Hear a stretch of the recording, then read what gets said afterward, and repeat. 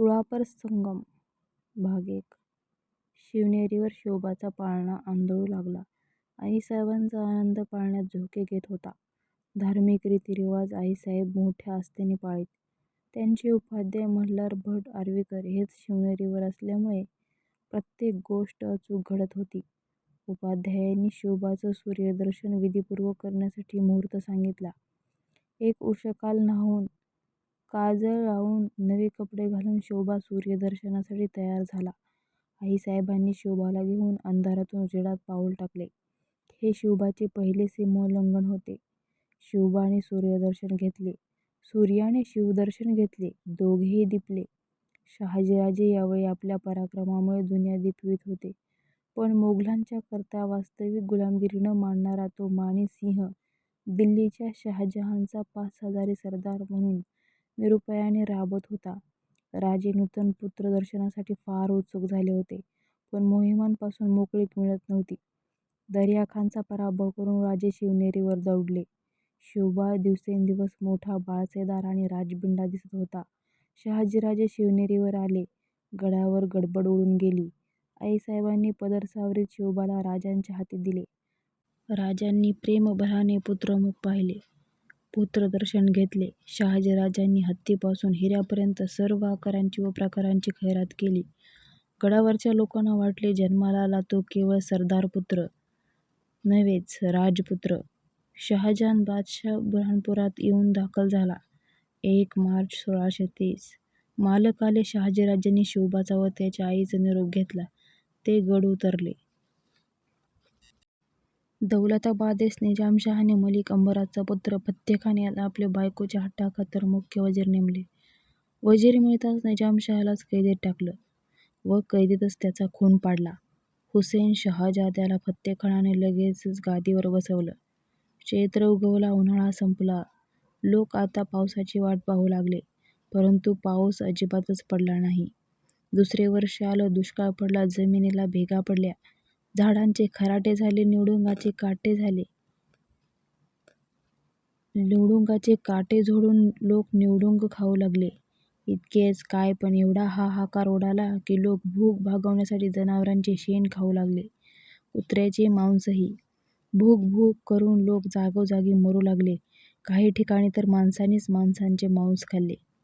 लोक भाकरीच्या तुकड्यासाठी लाकडे, सोने, माती, भांडी सर्वस्व विकावयास तयार झाले. पण विकत घेणार तरी कोण? हजारो माणसे गुरासारखी मेली आणि हजारो गुरे माणसासारखी मेली.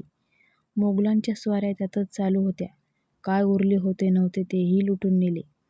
आईसाहेबांनाही उपाशी महाराष्ट्राचे दुःख दिसत होते. आकाशच फाटलं होतं. काय करणार ती माऊली?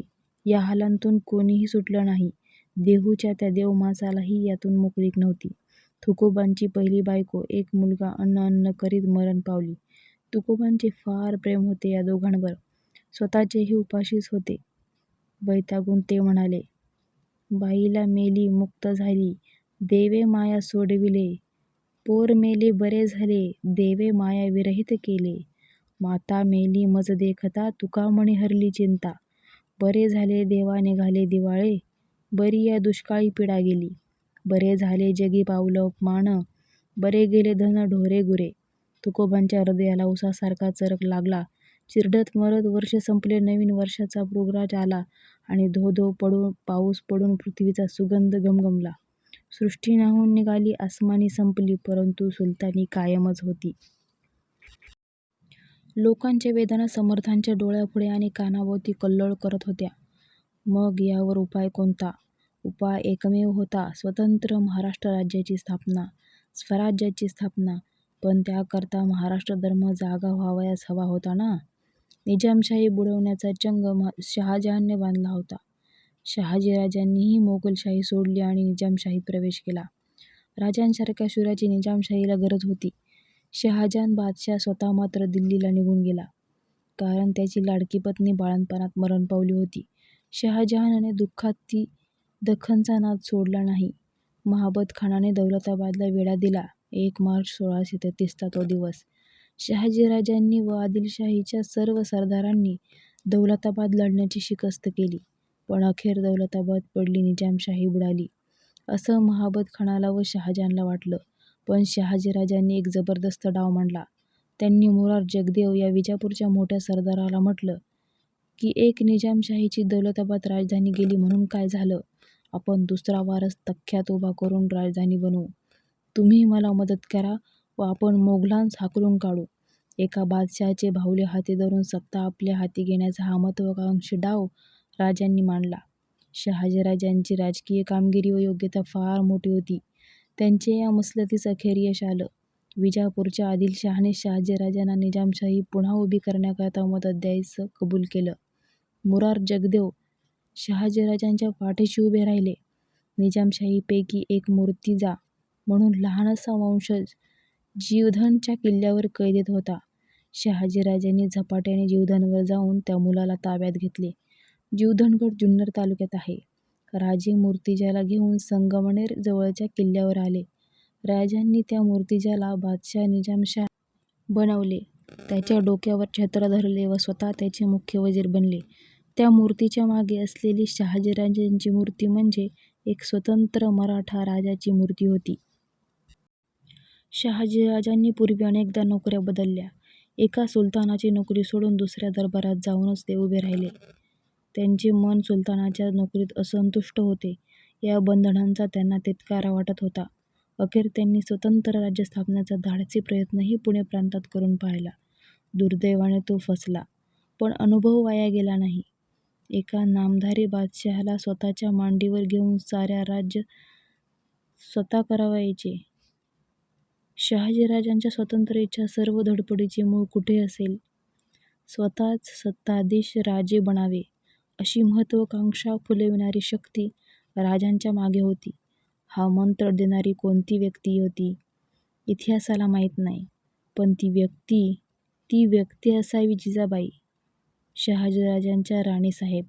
त्यांनी मांडलेला डाव पाहून आपण निजामशाही बुडवली या आनंदात असलेले मोगल चिडले आणि मोगल विरुद्ध शहाजीराजे असा लढा सुरू झाला. शहाजीराजांनी गेलेले प्रदेश पुन्हा जिंकले. आईसाहेबांना शिवनेरीवर बसून आपल्या कर्तबगार पतीचे खरे रूप आणि राजकारण दिसत होते. ते खास अभिमान वाटावे असेच होते. विजापूरचा दरबार आपल्या मदतीस राखण्याचं काम शहाजीराजांचे परम मित्र मुरार जगदेव यांनी केलं. मुरार जगदेव हे विजापूर दरबाराचे फार मोठे सरदार होते. त्यांना महाराज राजाधिराज पदवी होती. त्यांना मुरार पंडित या नावाने देखील संबोधलं जात होतं. ते फार धार्मिक वृत्तीचे होते. मुरार पंतांची फार इच्छा होती की आपण सोन्या रुपयाने तुला करावे, महादाने द्यावी. मुरार जगदेव यांनी तुळादान करावयाचे ठरवले. यासाठी क्षेत्र निवडले तेही मोठे रम्य होते. पुण्यापासून 10 कोसावर भीमा इंद्रायणी आणि त्यांच्या संगमावर वसलेल्या नागरगावी समारंभ ठरला. सोने, रुपये, धान्य इत्यादी 24 पदार्थांनी मुरारपंतांनी आपली तुळा केली. यादवांचे राज्य बुडाल्यानंतर 300 वर्षात तुळादानविधी झाला नव्हता. हाच पहिला. या 24 पदार्थांच्या राशी मुरारपंतांनी दान केल्या. पंतांनी संगमेश्वराचे देऊळ बांधले. मोठाच खर्च पंतांनी केला. शहाजीराजांना हे पाहून मोठा आनंद झाला. भीमा इंद्रायणीच्या संगमावर औदार्याचा, शौर्याचा, पांडित्याचा, कलेचा, शास्त्राचा, राजकारणाचा, महत्त्वाकांक्षेचा एकत्र एकाच पर्वणीवर संगम झाला. शहाण्या मराठ्यांच्या हाती थोडीशी जरी सत्ता आली तरी ते कसे सत्त्व प्रकट करतात हे या समारंभातून दिसून आलं. एवढी मोठी तुळा नागरगावात झाली. नागरगावचं नाव बदल पावलं.